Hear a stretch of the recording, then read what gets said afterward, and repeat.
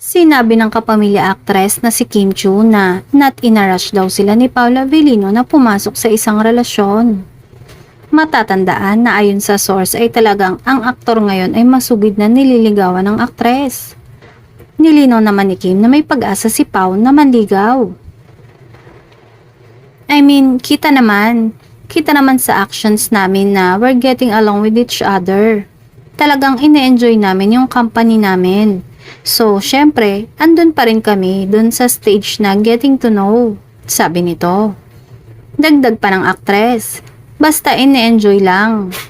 Sabi nga ni Paulo, live in the moment, so we're not in a rush naman to jump into things.